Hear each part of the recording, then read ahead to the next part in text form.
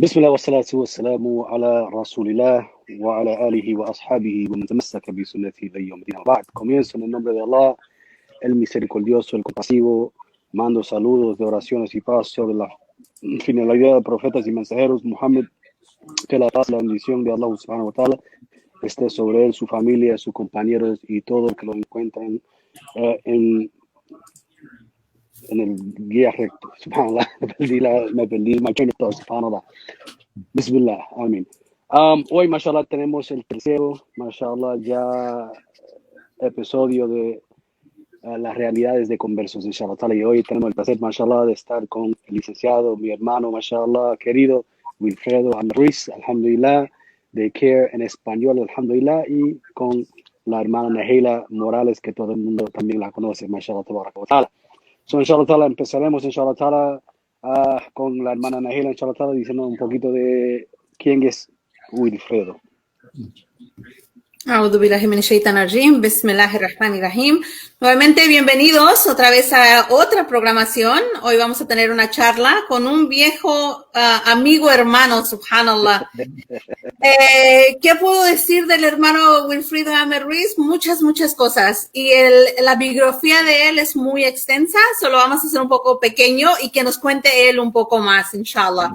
Él nació en Puerto Rico, alhamdulillah, se recibió como abogado y fue capellán musulmán que ingresó al cuerpo de abogados en la Marina de los Estados Unidos, US Navy.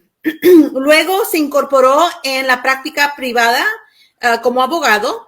Después de abrazar el Islam en el año 2003, el hermano Wilfredo decidió conducir estudios graduados de Islam y Relaciones Cristiano-Musulmán en el Harvard Seminary.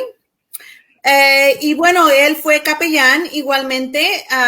El hermano, la verdad que ha hecho muchas cosas y pues quiero que nos cuente un poco más él. Ahora él trabaja como director de comunicación de mayor organización musulmana aquí en los Estados Unidos, específicamente en la Florida, CARE en español. De hecho, él es el pionero mashallah, a esto, y yo tengo la verdad el honor y el gusto de conocerlo ya hace muchísimos años. Creo que más de 10 años hicimos un documental con Telemundo que duró 3 días y se llamaba Detrás del Velo, que creo que lo pueden encontrar en YouTube, mashallah, y fue nuestro primer encuentro. ¿Cómo está, hermano? Salamu alaikum wa rahmatullahi wa barakatuh. Wa alaikum salam, bismillahirrahmanirrahim, wa salatu wa salam ala rasulillah, assalamu alaikum, hermano Wesley, hermana Nahila. Para mí es un honor, estoy en casa con mis amigos, mi familia, que son ustedes, alhamdulillah. Soy soy la única mexicana, siempre es al revés. Dominamos los mexicanos, pero aquí estoy con mis hermanos boricuas, mashallah, que de hecho este fin de semana estuve en una boda de un puertorriqueño con una pakistaní. Mashallah. Y me acordé de todos ustedes que sí se puede, ¿no? Cuando dejamos a las familias. Sí. Pues nada, yo acá en la Florida, muy bien, muy contento de participar en esta programación nueva y necesaria. Nuestra comunidad está sedienta de escucharse entre ellos y en la medida que ustedes le proveen nuevas plataformas para conversar, para diálogo, para conocernos, para ampliar proyectos, para trabajar en conjunto, para saber qué estamos haciendo en cada esquina del planeta, la comunidad de musulmanes hispanos, los felicito. Es necesario y es una herramienta de crecimiento para nuestra comunidad esta plataforma. Los felicito de verdad y para mí un gran placer reencontrarnos. Y no va a ser la primera ni última vez, déjame te digo, así es que prepárate porque no es solamente una vez que vienes al programa. Cuando quiera. Bueno, vamos a empezar.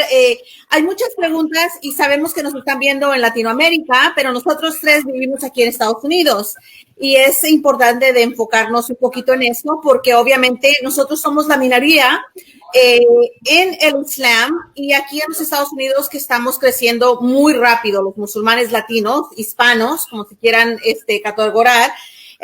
Entonces, quiero que nos diga un poquito sobre por qué es importante conocer nuestros derechos hoy en día.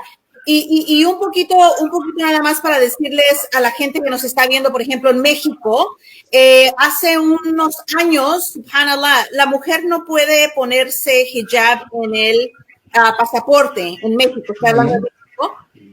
Pero ellos, el imam Isa Rojas y una organización peleó para que en la cartilla electoral la mujer sí pueda usar el velo. Entonces, yo sé que estamos en dos países diferentes y ahorita estamos hablando de los Estados Unidos, pero sí se puede y quiero que usted nos cuente como abogado, como licenciado, qué son las herramientas, qué es lo que se puede hacer. Pues obviamente para nosotros las mujeres que queremos llevar el velo se nos hace a veces difícil cuando nos dicen no, pero Allah nos dice sí. Entonces, pues mira, Nájila, vivimos en un país, primero que bueno que aclaraste que es en Estados Unidos, pero para los hermanos que nos escuchan fuera de los Estados Unidos, muchos de los consejos e ideas que doy de cómo nosotros crecemos en el conocimiento de nuestros derechos y cómo eso nos protege como ciudadanos y protege nuestra libre práctica de fe, que después de todo no es solo un derecho aquí, es un derecho humano, un derecho aplicable a todos los países del planeta, en los derechos de que las personas tengan, gocen de una libre práctica de religión, a la religión que ellos quieran practicar, que ellos deseen y estén convencidos practicar sin la intervención, sin la disrupción o bloqueo en ocasiones o intervención del Estado.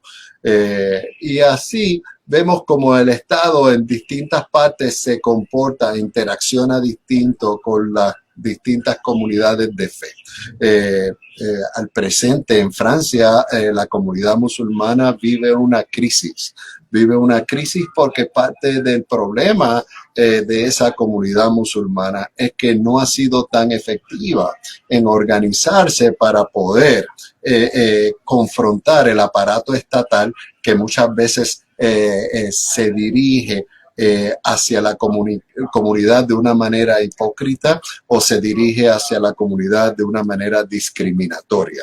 Y en el caso de Francia, y regreso rápido a los Estados Unidos, ahora mismo está viviendo una crisis porque el primer ministro y los agentes del Estado pretenden señalar que cualquier crimen cometido allí tiene alguna vinculación al credo religioso nuestro y han estigmatizado a las comunidades musulmanas y están yendo a las mezquitas a allanarlas, a las diferentes organizaciones a intervenirlas y ellos gozan de muy poca protección en estos momentos. Y es precisamente esa la gran importancia de nosotros en nuestros respectivos países, conocer nuestros derechos, saber qué derechos tenemos, porque no es lo mismo los derechos que tengamos plasmados en nuestra Constitución o en nuestras leyes a los derechos que se dan en la práctica real de la vida, en lo cotidiano de la vida. Nuestra nación en los Estados Unidos, por ejemplo,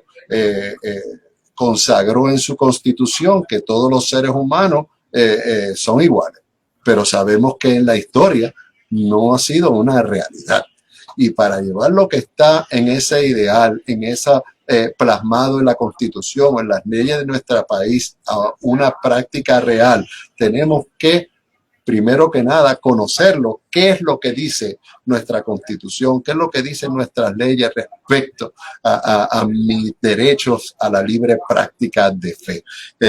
Y en el caso de los Estados Unidos, pues hay una garantía en la máxima ley del país, que es la Constitución del país, donde se le garantiza a los ciudadanos que van a gozar de una libre práctica de religión, donde el Estado va a estar manos afuera, no va a intervenir en tu práctica de fe. Y eso, ese derecho se mueve con nosotros donde quiera que estemos.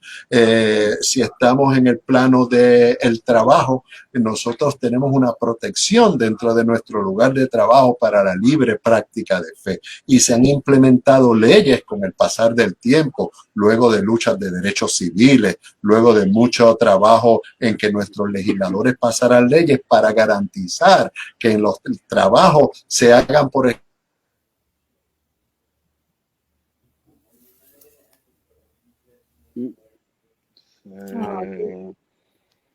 se fue la conexión. O si te emplean o no. Pues asimismo, en la medida que nosotros conocemos nuestros derechos, nos apoderamos. Y esa es una de las misiones principales del Consejo de Relaciones Islámico-Americanas, esta organización para la que trabajo, donde pretendemos en una de nuestras facetas más importantes educar a nuestra comunidad sobre sus derechos y educar al resto de la comunidad también sobre los derechos que tienen todos a la libre práctica de religión y a que nos conozcan como musulmanes, como una de las religiones, sino la de más crecimiento en los Estados Unidos. Así que conocer los derechos. Yo cuando doy los adiestramientos y nuestro equipo de trabajo lo da en las mezquitas, a veces lo equiparamos como cuando vamos de compra a un supermercado. Tú llevas tu carrito de compra y imagínate que los derechos son los objetos y la comida que puedes poner en tu carrito. Tú lo que no escojas y lo pongas en tu carrito y lo pagues, es como si no lo tuvieras, aunque tengas $1.000.000 en el bolsillo. Si no lo adquiriste, si no lo conociste, si no lo hiciste tuyo, es como si no lo tuvieras. Igual es con los derechos. Cuando tú estás en alguna situación que tú tienes que conocer tus derechos. Estoy viajando, me dice el agente del borde, ¿puedes abrirme tu teléfono para examinarlo? Darme en otras palabras, en español, me das tu password. ¿Qué tengo que hacer? ¿Lo tengo que dar o no lo tengo que dar? Si tú no conoces tus derechos, tú simplemente te sometes a lo que cualquier persona te esté pidiendo y no sabes dónde trazar las líneas para decirle a esa persona, un momento, estás cruzando una línea que no debes cruzar. Tú me estás entrevistando en la entrada o salida del país, en un aeropuerto o en un puerto. Tú no tienes derecho a preguntarme sobre mi práctica religiosa, sobre si yo soy shia o sunni, sobre si yo ayuno en Ramadán, sobre si yo voy a Hajj o quién es el tesorero de la mezquita donde yo voy a adorar. Todas esas preguntas, cuando te las hacen, si tú no conoces tus derechos, simplemente las permites y cedes tus derechos. Y no es que tenga que ver con que nosotros tenemos que esconder nada. Es que nadie tiene el derecho de ver las fotos de mis hijos y de mi esposa, o los mensajes de mis hijos a mi esposa en mi teléfono, o los mensajes de mis clientes en el teléfono. Tampoco tienen derecho a preguntarme si yo sobre las prácticas dentro de mi fe. Y en ese sentido, si tú conoces tus derechos y los manifiestas de manera asertiva y segura, en la mayoría de los casos, las personas que pretendían violar tus derechos recogen, como decimos en español, recogen velas y dicen, no, espérate, tengo frente de mí a alguien que conoce sus derechos, yo no voy a poder molestarlo, me va a ser muy difícil abusar de él porque él sabe sus derechos, ¿verdad? Y eso es lo que pretendemos, apoderar nuestras comunidades conociendo nuestros derechos. Es importante. Entonces, dentro de, en cada estado que estemos, procuremos allegarnos a algún capítulo de CARE o algunos abogados musulmanes que nos puedan orientar de manera más detallada sobre los derechos de nosotros cuando viajamos, sobre nuestros derechos cuando estudiamos, nuestros derechos como trabajadores, nuestros derechos al encontrarnos en un encuentro con agentes del orden público, o sean policías o sean agentes federales.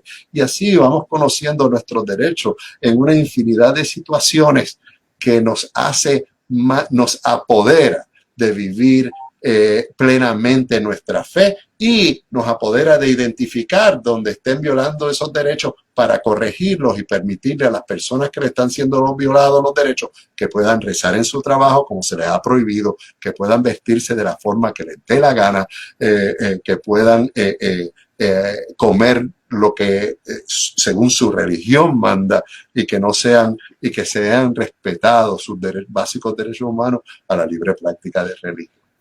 Mira, Wilfredo, nada más para hablar un poquito más de ese tema, porque yo creo que es muy importante, y más cuando mencionaste que ahora está en el aeropuerto, ¿verdad? Ahí mismo sentado con un policía, todavía no ha entrado al país, como dicen, ¿verdad? Cuando está todavía atrás de esa línea, está en limbo, ¿verdad? No está aquí ni está allá.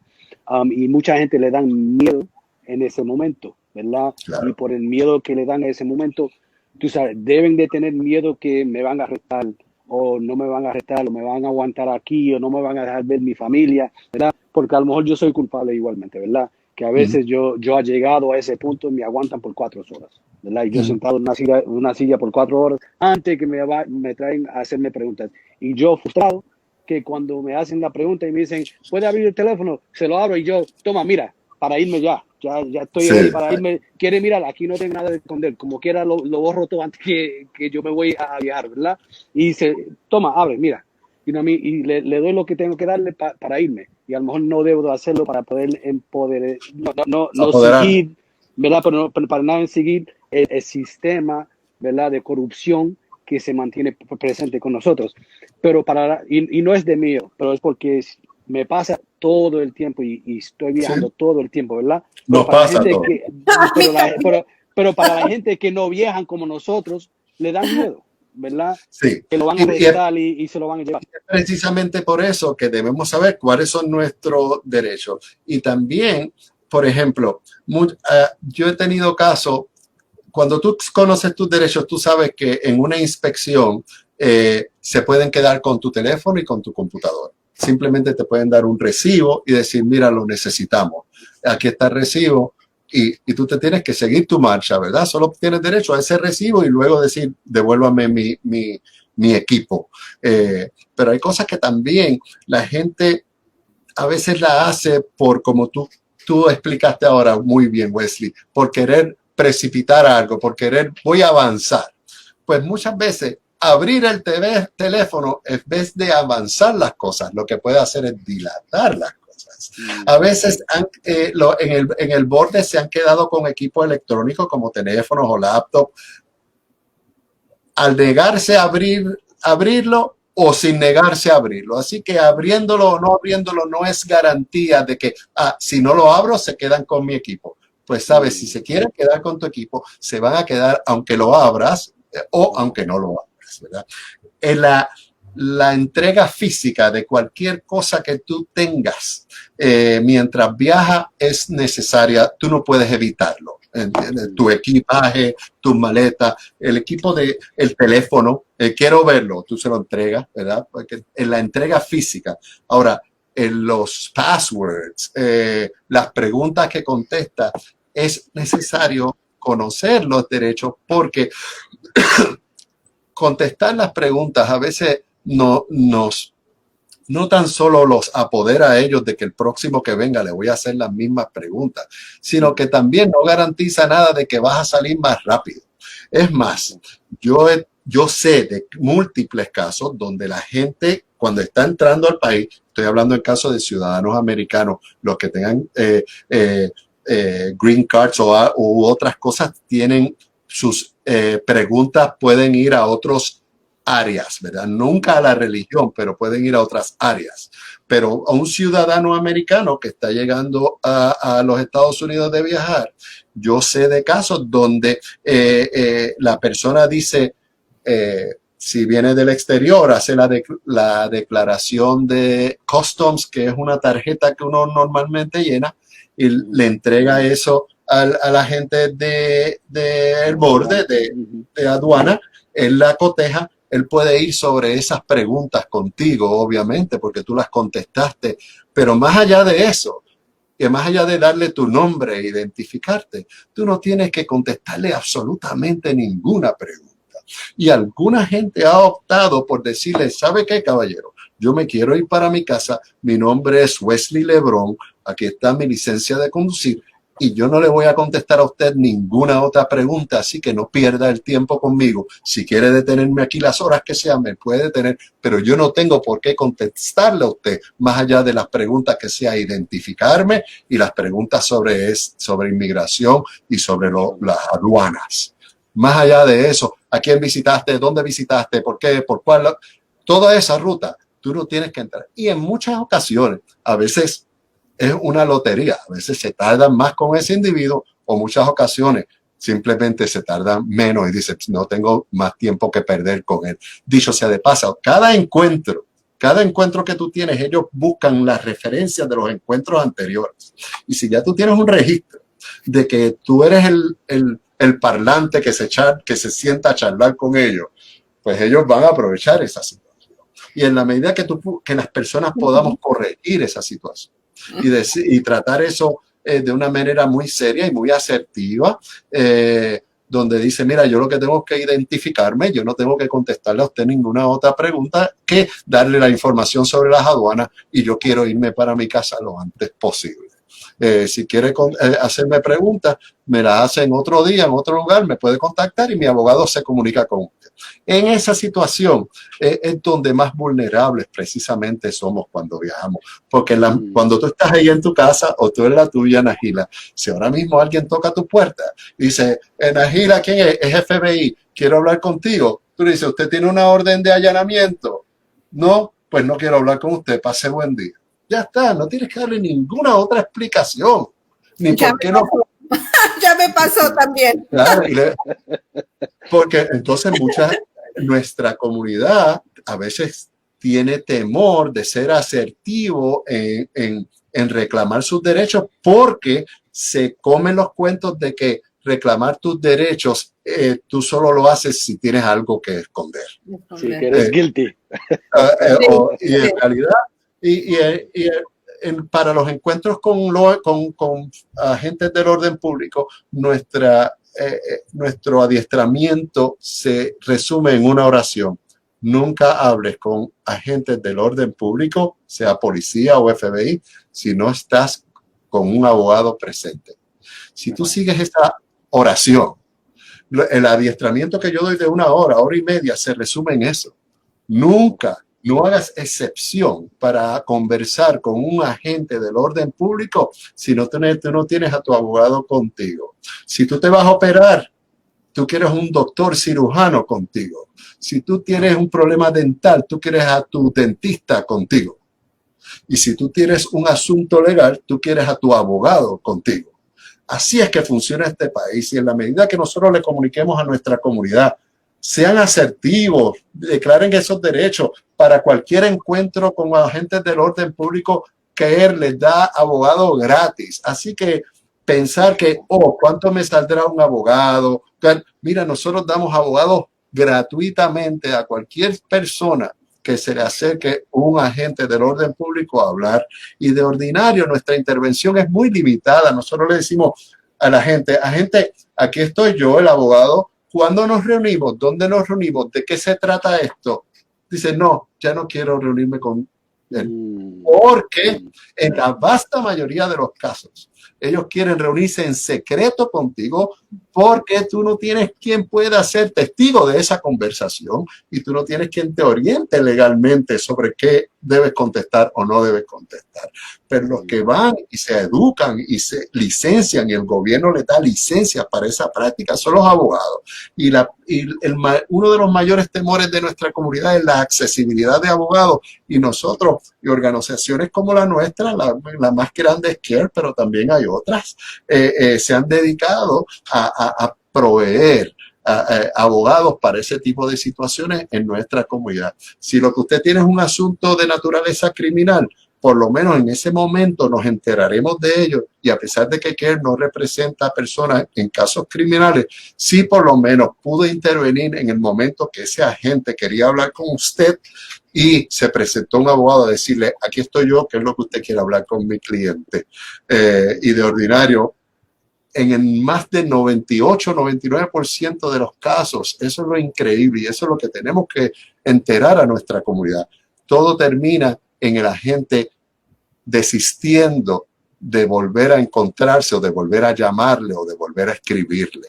En otras palabras, usted se lo saca de encima con tan solo una llamada y una comparecencia de un abogado en el 98-99% de los casos. Y es verdad que siempre te hacen la misma pregunta, porque eso me pasó a mí. Fui una vez a Umbra, me hicieron unas cuantas preguntas, 2 años después me hicieron la misma pregunta y le dije al tipo, tú me hiciste esta pregunta 2 años atrás. Y él me dijo, ¿te recuerdas? Yo, pues, claro que me recuerdo. Y entonces me dijo, ok, está bien, vete, bye. Es muy peligroso. Lo que pasa en estas entrevistas, en ese sentido, ponerse a contestar de manera voluntaria tantas preguntas, a veces los errores honestos que tú puedas tener, ellos son los que lo interpretan si es un error honesto o una mentira intencional. Y si ellos dicen que es una mentira intencional, te pueden acusar de un crimen, porque entonces le estás mintiendo a un oficial del orden público mientras él hace una investigación y eso es un crimen. Así que cuando nos mantenemos callados, mejor. Es imposible meterte en problemas porque no has dicho nada. En la medida que tú abras esa boca, ahí es que empiezan la posibilidad de problemas, la posibilidad de, por ejemplo, te dicen, ¿cuántas veces tú has ido a Arabia Saudita? Y tú le dices, pues, yo he ido 5 y en realidad fueron 6 y se te olvidó una. Ellos quizás en un futuro pueden decir, mira, tú estás en un problema bien grande ahora. Y tú dices, ¿qué pasó? Dice, en una entrevista con un agente del orden público, tú le mentiste. Tú le dijiste que había ido 5 veces a Arabia Saudita, en realidad tú has ido 6 veces. Nosotros podemos hacerte daño y empieza ahí el momento de manipulación con ese individuo, porque todas las relaciones, y esto no es una cosa secreta o algo así, todas las relaciones en los asuntos investigativos de los agentes del orden público, sea FBI o un policía, necesita que le es más conveniente si tiene una herramienta de ofrecerte algo que tú necesites, algún favor o alguna amenaza. Y en la medida que tú hayas hecho algo erróneo, definitivamente van a explotar esa situación para decirte, mira, tú estás en problemas, pero si tú te pones una grabadora y vas a tu servicio religioso y grabas al imán, pues trabajamos juntos y la gente empieza a pagar ese tipo de deudas o ese tipo de promesas y a veces se vuelven una pesadilla. Les voy a dar solo un ejemplo. Aquí había en el sur de la Florida un caso de un muchacho musulmán bastante joven, mecánico de aviación. A él el FBI le prometió que si cooperaba con él en ese tipo de ponerse grabaciones o darle información de la comunidad, que ellos le ayudarían al caso de inmigración de su esposa. Empezaron a pasar algunos meses y él dijo, ustedes no han hecho nada con el caso de inmigración, es una promesa falsa. Yo simplemente no me quiero relacionar más con ustedes. Yo no quiero hacer nada más de estas asignaciones que ustedes me siguen dando. Y luego, a los pocos meses de suceder eso, el FBI intervino y le quitaron lo que se llama, para tú tener una licencia de ir al tarmac, a la pista, necesitas unos security clearances. Y el FBI intervinió y le quitaron el security clearance. Y entonces, ¿qué es un mecánico de aviación sin permiso de ir a una pista de aviación? Pues le destruyeron la vida profesional a este muchacho. Ahora es mecánico, pero de autos. Pero ven cómo este tipo de relaciones, cuando uno las trata de dominar sin tener el expertise, la asesoría profesional, lo que la mayoría de los casos termina en algún tipo de pesadilla, en algo que tú nunca quisiste o nunca pensaste que podía desarrollarse este tipo de relación, porque es como los matrimonios, mientras todo está bien, magnífico, al momento de un divorcio, ahí empiezan las peleas. Pues así mismo pasa cuando unilateralmente tú has entrado en algún tipo de relación con agentes del orden público y te quieres salir, muchas ocasiones, si no lo haces con un abogado o bien orientado, te puede causar muchos problemas. Y eso es precisamente también otra de las cosas necesarias en nuestra comunidad, que la comunidad deposite confianza en sus instituciones. Bueno, para allá vamos, para allá vamos. Mashallah. Mashallah. Te podemos escuchar todo, pero para allá vamos. Unas cositas que dijiste antes de que nos vayamos a la siguiente pregunta, y algo también para que escuchen las hermanas, ¿no? A veces uno se congela, ¿no? Te llegan y te preguntan. Por ejemplo, yo he viajado ya bastante. A mí me pasaba cuando Andrew estaba más pequeño que nos querían separar. Tú te quedas en este cuarto, el niño se queda en el otro cuarto, y yo, no, el niño viene conmigo, es menor de edad. Entonces también saber tus derechos con quien tú vas acompañado, ¿no? Especialmente menores. Yo creo que eso es también muy importante para las hermanas o quien sea que esté viajando con un menor de edad, ¿no? Otra de las cosas que tú dijiste fue de que es importante de que no abramos la boca, y está diciendo la hermana, pero a veces uno se pone tan nervioso que no es que debas algo ni que temas, sino es que ya nos impusieron ese temor, ¿no? A la migración, a todo eso, ya lo traemos, ya es como un chip que te pones todo tenso y ellos te empiezan a leer, ¿no? Entonces saben cuando estás más tenso. Yo a través de los años soy muy recta, ¿no? La última vez es ¿cuántas horas me vas a tener aquí? Tengo que ir a recoger a mi hijo, y yo haciendo las preguntas en vez de ellos a mí, ¿no? Y también tuve un encuentro con el FBI donde tontamente les dije que sí nos íbamos a ver, fue por teléfono, pero hablé con mi jefe y me dice, no, tú le vas a regresar la llamada y le vas a decir que tu abogado no está disponible y que lo vas a ver con tu abogado. Y bueno, fue eso lo que pasó, pero alhamdulillah que he tenido muy buenas personas a mi alrededor que me han ayudado, ¿no? A navegar eso. Cuando fuimos y llegó CIA, FBI, todo el mundo quería a Nahila, ¿no? Terminé yo hasta dándoles dawa, ¿no? Que es mi próxima pregunta, inshallah. Nosotros nos educamos y quiero preguntarte, ahora estamos a una semana exacta para una elección aquí en los Estados Unidos, una elección muy importante, y Imam Wesley no puede hablar. ¿Qué tan importante es involucrarnos cívicamente durante este clima que estamos pasando aquí en los Estados Unidos, ¿no? Y obviamente yo creo que en todos los países es importante involucrarse, porque pues aquí nos hemos instruido que nuestro voto es nuestra voz. No, pero ¿por qué te vas? No, mira, no, sabes que es bueno traer la controversia a nuestra comunidad. En realidad hay varias visiones. Hay algunos miembros de la comunidad que piensan que no se debe participar en las elecciones. Y este es un país que nos garantiza y les garantiza a quienes piensen así, también es su derecho a no participar. Pero aquellos que creemos que nos enriquece y nos apodera participar en los procesos eleccionarios, tenemos que ver las elecciones como un proceso amplio, con una visión amplia. No reducirlos a que en las elecciones se vota por el presidente de los Estados Unidos y ya. Nosotros votamos en las elecciones por enmiendas a la Constitución. Nosotros votamos en las elecciones a si nos van a subir los taxes o no. Nosotros votamos en las elecciones por quienes van a ser los administradores del sistema de educación a que nuestros hijos asisten a las escuelas.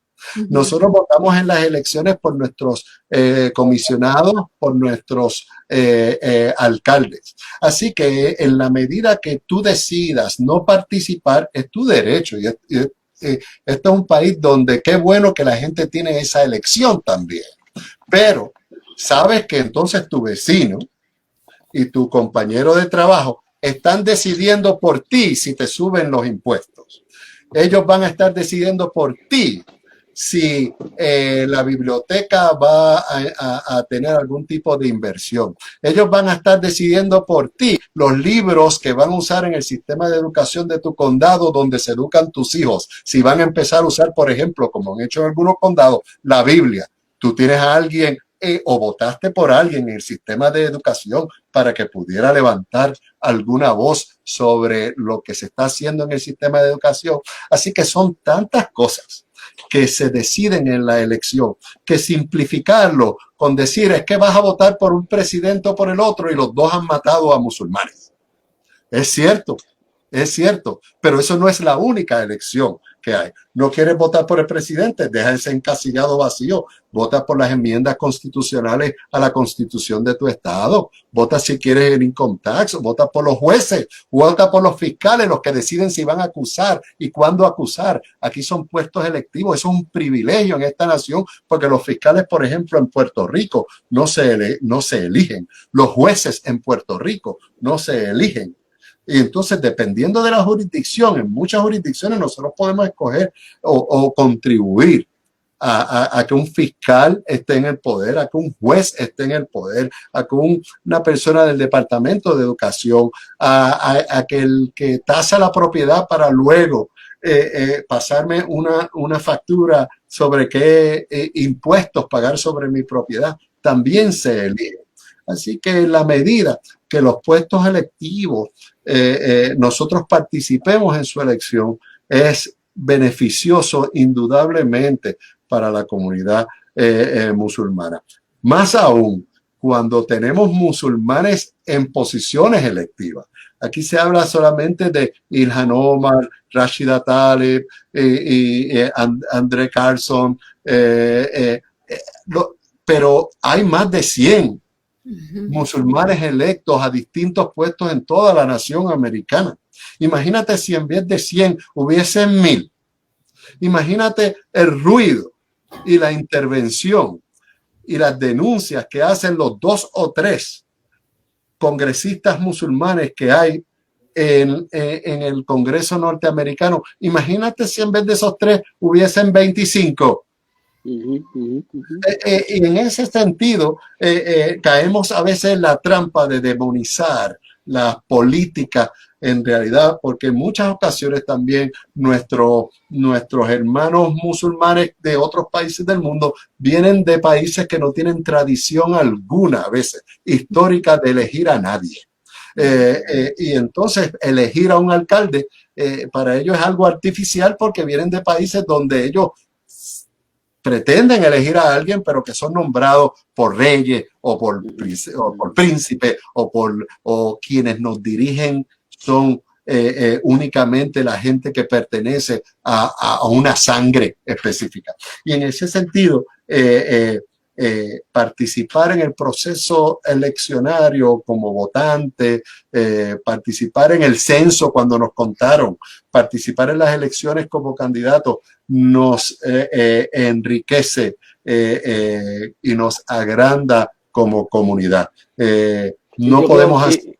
Y creo que Wilfredo, disculpa, creo que también, yo creo que ese es punto mío. A veces Najee le dice no puedo hablar, pero no voy a hablar sobre lo que ella cree que voy a hablar. Porque para mí, a veces la gente se enfocan en votando para el presidente del país, ¿verdad? Y eso es el único enfoque de la gente. Pero votando localmente, como lo que está hablando tú, ¿verdad? Es hasta más importante, porque ahí es a donde se hace el cambio. Ese es nuestro diario vivir. Esa es las calles de nosotros, la escuela de nuestros hijos. A veces las políticas exteriores del país no solo las condiciona el presidente. A veces vemos que el mismo Trump ha tratado de implementar políticas y no le es tan fácil, porque hay un aparato gubernamental que igual que no las puedes cambiar, igual que cuando las adopta, es difícil y lento cambiar ese enfoque, ¿verdad? Yo te voy a decir algo, la comunidad musulmana no ha sido menos perseguida bajo Trump que bajo Obama. ¿Okay? Los inmigrantes no han sido mucho menos perseguidos bajo Trump que bajo Obama. Lo que les quiero decir es que estamos en un sistema de gobierno donde hay cambios que se hacen gradualmente, pero tenemos que de alguna manera intervenir y empezar a alzar la voz de que queremos algún cambio en algunas áreas. Y tampoco podemos caer en la trampa de juzgar la ética, la moral, la religiosidad de los candidatos musulmanes. porque los candidatos de todas las demás religiones, la moral y ética, sus comunidades poco las cuestionan o las cuestionan al momento de votar, ¿verdad? Que fulano o fulana no es el musulmán idóneo. ¿Y quién lo es? ¿Quién lo es? ¿Quién es el musulmán sin pecado y sin fallas que quiera presentarse? Pero por lo menos tiene una voz ahí para ti. Entonces, en la medida de que haya alguien que sepa cuando hablan de Salah, cuando hablan de derechos de ayunar en Ramadán, de que es comida halal, que sepa que es eso, aunque sea, es un avance gigante de nuestra comunidad. Igual cuando debemos interesar a nuestros hijos y a nuestros amigos y compañeros a que se inserten en todos los planos del país, que no nos enfoquemos solo en ser abogados, doctores e ingenieros. Nos quejamos de la prensa, pero cuando un hijo de nosotros dice, yo quiero ser periodista, dice, ¿pero qué tú vas a estudiar periodismo? ¿Tú estás loco? Entonces, la historia nuestra la están narrando siempre terceros, a veces parcialmente ajenos a nuestra cultura, a nuestra religión, y esos son los que narran nuestra historia. Y nos quejamos de que qué mal nos narra la historia. ¿Y cómo estamos nosotros tratando de insertarnos en la comunidad de multimillonarios que hay en nuestra comunidad para que hagan inversión en los medios, para que compren estaciones de radio, para que compren periódicos, para que compren websites de noticias, para ponernos ser los que narran nuestra propia historia? Pero ha habido avances. Por ejemplo, 10 años atrás, cuando yo empecé en CARE, no era tan común ver abogados musulmanes y abogadas musulmanas graduándose y haciendo internados con nosotros. Nosotros tenemos una hermana, Lara, que está en Orlando, recién graduada y recién recibió su licencia, una abogada full. Y abogados, policías, nos quejamos de que los policías nos intervienen y abusan de nosotros, pero dicho sea de paso, y para eso también tenemos una campaña. Nosotros en CARE, en el caso de la Florida, ya hemos educado a más de 5,000 policías sobre el Islam, sobre los musulmanes, sobre la interacción con nosotros, sobre la diversidad de los musulmanes, porque dentro de todas las comunidades religiosas, la comunidad musulmana es la más diversa. No hay comunidad religiosa alguna que tenga hispanos, negros, africanos, asiáticos, suramericanos en una misma práctica de fe. Es muy raro. Así que la diversidad religiosa, la diversidad cultural, la diversidad dentro de nuestra misma comunidad es bien amplia, y en eso la policía, cuando los educamos, son bien agradecidos, porque en realidad muchas de las cosas, no todo, porque está el racismo sistematizado, que eso es un tema de hacer un programa completo, sí, claro.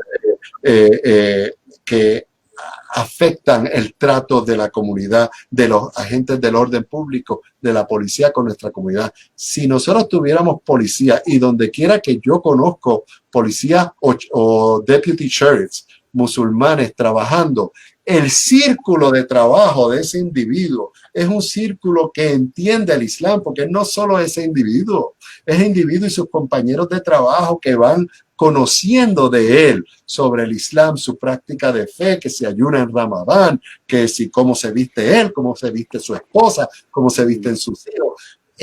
Así que en cada sitio que pueda haber un musulmán es un círculo que él va a ser de gente educada respecto al Islam y los musulmanes. Así que nunca desalienten a nuestros hijos, a nuestra comunidad, a que vaya a todas las áreas profesionales posibles, a todas las áreas de la ciencia posible, a todas las áreas de las artes posibles, para de una manera efectiva y completa pueda la comunidad enterarse de verdad de quiénes somos nosotros. Y así en un futuro yo visualizo que nosotros vamos a estar en una buena posición en la medida que ya las noticias no nos llamen cuando ha habido una mala noticia sobre un musulmán, cuando las noticias nos llamen a hablarnos, mira, hay alguien de tu comunidad que nos pueda hablar del problema de tránsito en el condado,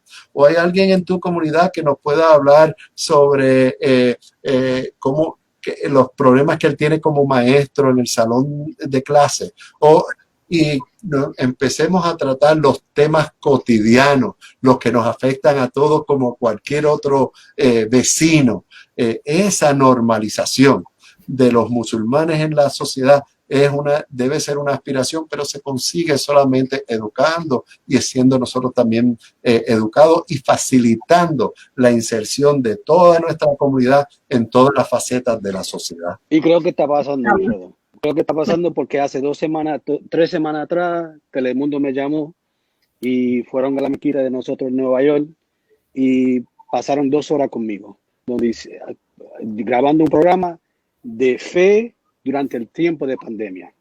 Y cómo tenemos que manifestar nuestra fe durante la pandemia, ¿verdad? Y mashallah, era algo positivo que van para el mes, para noviembre, lo van a y está pasando porque aire. También en el caso nuestro nos están llamando mucho menos para ataques terroristas, porque ¿por qué asociarte a ti o a Nahila si algún loco explotó una bomba en cualquier sitio del mundo?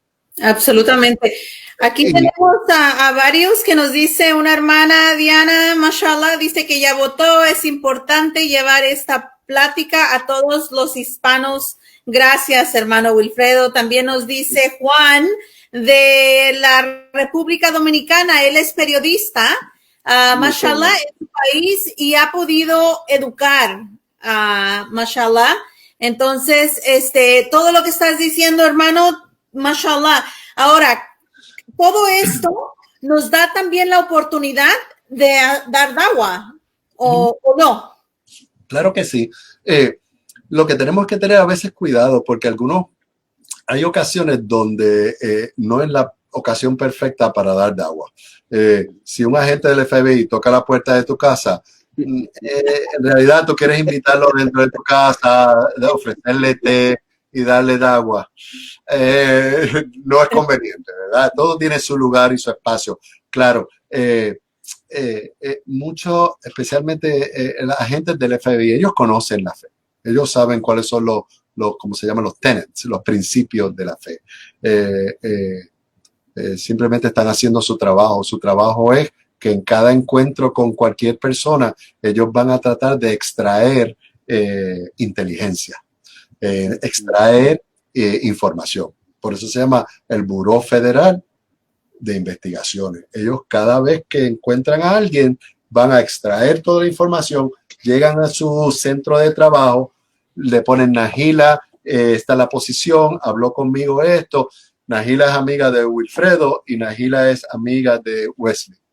En un futuro algo le pasa a Wesley, pues van a buscar cuál es el network de gente que de alguna manera se conoce a Wesley. Entonces, ya te quiero conocer, Nahila, ya. Entonces empieza y en ese sentido no hay por qué hay muchos lugares y ocasiones bien propicias para nosotros educar. Que el dawa, contrario al concepto de evangelización en el mundo cristiano, en el que se impulsa la conversión, el dawa en realidad es un proceso educativo. Nosotros, yo creo más, Wilfredo, disculpa, que yo creo que a lo mejor Nahila estaba hablando más cuando nos involucramos cívicamente. Sí. Cívicamente ahí en la ciudad, estamos trabajando en la ciudad, haciendo cosas que hay. Entonces ahí hay, mashallah, manera de hacer da'wah y no tiene que ser que te estoy invitando, venga al Islam, ¿verdad? Pero en la manera en cual te hablo, ¿verdad? En la manera de los morales que te enseño, la característica, ¿verdad? De la interactuación entre nosotros, ¿verdad? Diferentes cosas también. Claro, y la medida que te consideren a ti o a Nahila o a cualquiera de nosotros. Mira, hay veces que nos llaman periodistas que están haciendo algún trabajo periodístico y la razón de su llamada no es necesariamente que yo participe en la entrevista, sino darle forma a esa historia que él está desarrollando. Y en esa medida nosotros podemos contribuir en los trabajos periodísticos grandemente. A veces cuando se nos acerca cualquier periodista haciendo cualquier trabajo, no es necesariamente nosotros procurar participar en ese trabajo directamente y explícitamente, ¿verdad? Que nos filmen o nos entrevisten, sino servir de herramientas de información, ¿verdad? Es decir, ¿de qué estás haciendo un trabajo de los musulmanes hispanos?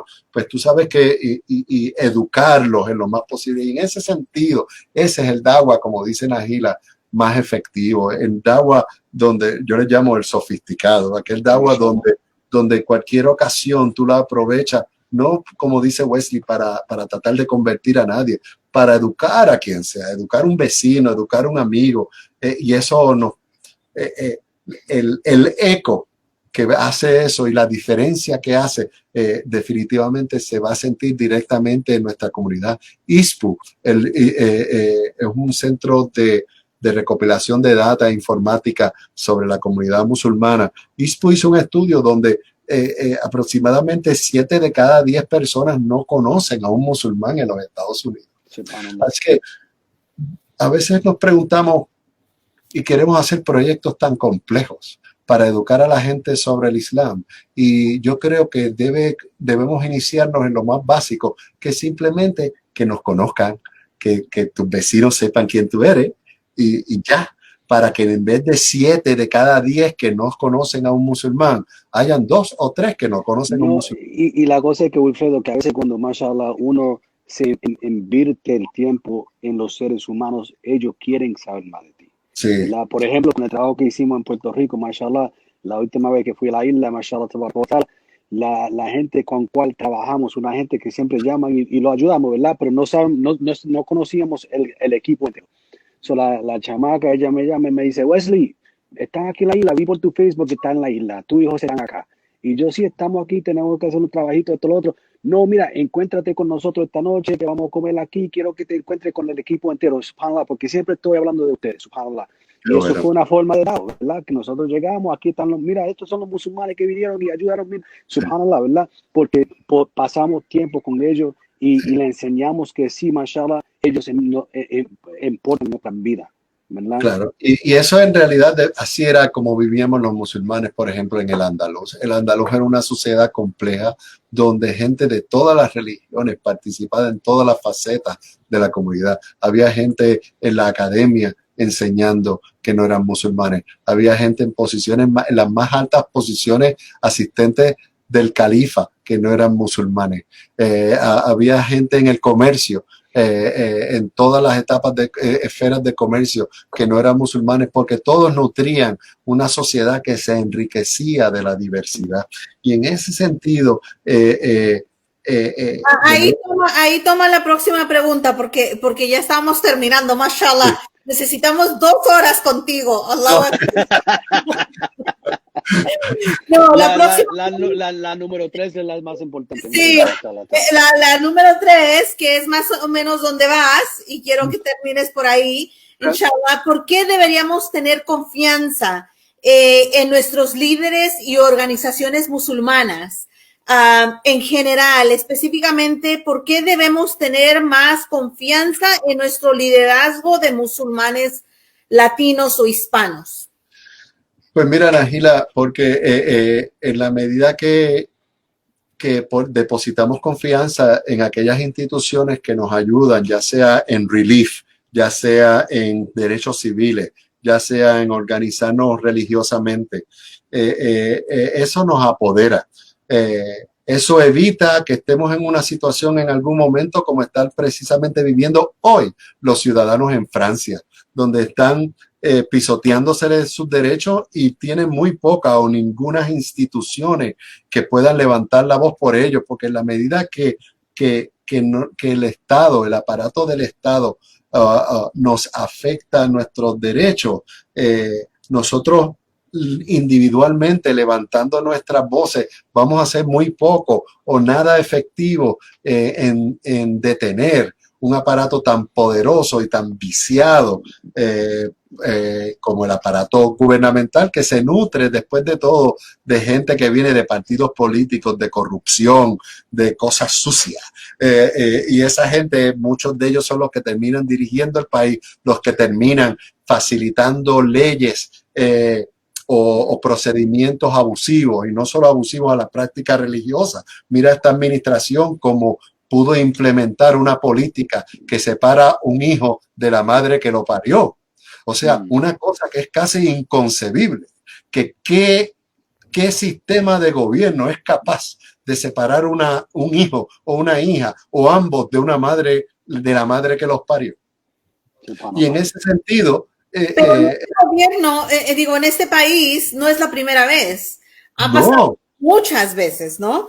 Claro, pero en ese sentido, en la medida de que esa madre le pase eso y no tenga organizaciones que levanten su voz, que faciliten abogados gratuitamente, porque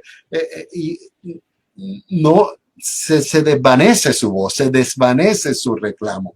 Así que depositar la confianza en nuestras instituciones significa, por ejemplo, que se puedan coordinar ayudas cuando ayudamos a Puerto Rico. Fueron instituciones establecidas con el expertise, con el conocimiento necesario para ese tipo de operación, las que están listas y prestas para ayudarnos en ese tipo de situación. Y en la medida que hayan musulmanes hispanos en estas organizaciones como tú en Why Islam, ¿Por qué Islam? Nahila, nosotros en CARE y muchas otras organizaciones, en la medida que nosotros no estemos presentes, las ponemos a funcionar para nuestra comunidad. Y son organizaciones que requieren mucho trabajo, que requieren de mucho esfuerzo y coordinación, ¿verdad? Nosotros tenemos una operación en la Florida de 5 regiones y 20 y pico de empleados. 8 de nosotros somos abogados. Una operación robusta, una operación que en la empresa privada costaría millones en plural correr al año. Y nosotros corremos con un presupuesto de $1,5 millones. Correr 24 empleados, 5 oficinas, 8 de nosotros abogados, con todos los gastos, la comunidad está enriqueciéndose porque recibe a cambio millones de dólares en ayuda de abogados gratuitamente, recibe una exposición en los medios que nos costarían millones de dólares cada vez que nosotros alcanzamos los medios y ponemos nuestra voz y hacemos eco en noticias locales, nacionales, internacionales. Es un adelanto. Y así que en la medida que nuestra comunidad y lo que a veces es un obstáculo para ellos, Nahila, otra vez es la mentalidad de inmigración y de inmigrantes que tenemos. A veces nos quedamos con esa mentalidad de que porque soy inmigrante soy de segunda clase, o porque soy inmigrante tengo que hacer las cosas como yo las vi hacer en mi país. Y no llegamos y nos apoderamos de los derechos que tenemos, nos apoderamos de compartir esta nación. Así que en ese sentido, yo creo que una sugerencia es: depositen la confianza. Ustedes, nuestra comunidad sabe quiénes trabajan, quiénes no trabajan. Examinen las organizaciones, vean si están registradas apropiadamente, vean qué hacen con su dinero, pídanle los estados financieros del año anterior de operaciones, vean, corroboren. Pero una vez tengan sus organizaciones y su liderazgo identificado, no dejen de apoyarlo, ya sea financieramente, ya sea con trabajo, ya sea con voluntariado, ya sea propagando la voz de esa organización. De cualquier forma, pueden contribuir a enriquecer y a fortalecer nuestras instituciones, porque después de todo, en este sistema que vivimos en Norteamérica, las instituciones hacen una gran parte del trabajo, especialmente de aunar fuerzas, de agrupar recursos para que nuestra voz sea más fuerte y nuestra influencia mayor. Mashallah. Y con eso, para terminar, inshallah ta'ala, este viernes pasado estaba, mashallah, yo en un programa con Imam Siraj Wahaj, y él, mashallah, dijo unas palabras excelente. Él dijo, cuando él mira a las diferentes organizaciones aquí en los Estados Unidos, él dice, cuando ustedes ganan, yo gano. Así cuando la hermana Nejera gana, yo gano. Cuando el hermano Wilfredo gana, yo gano. Cuando Kea gana, yo gano, ¿verdad? Cuando Ikna gana, yo gano. Cuando Maz gana, yo gano, ¿verdad? Mashallah, porque están afuera haciendo el trabajo que tienen que hacer para que, mashallah, la voz de los musulmanes estén presentes. Mashallah. Claro, y lo que queremos también es crear esta primera línea de defensa donde está Nahila, donde está Wesley, donde está Wilfredo, donde están tantos otros hermanos que estamos al frente o en organizaciones como una primera línea de defensa entre todas esas agresiones y nuestra comunidad, para que nuestra comunidad, la mamá se pueda ocupar de hacer las asignaciones con su hijo y de llevarlo a la escuela y de tener una vida familiar, o de se pueda ocupar de su trabajo desatendida, de que venga alguien a violarle sus derechos o a bully su hijo en la escuela, porque tenemos esta primera línea de defensa en todos los sentidos. Si alguien quiere educar sobre el Islam, ahí tenemos un montón de efectos de educación que hace porque Islam o a Islam.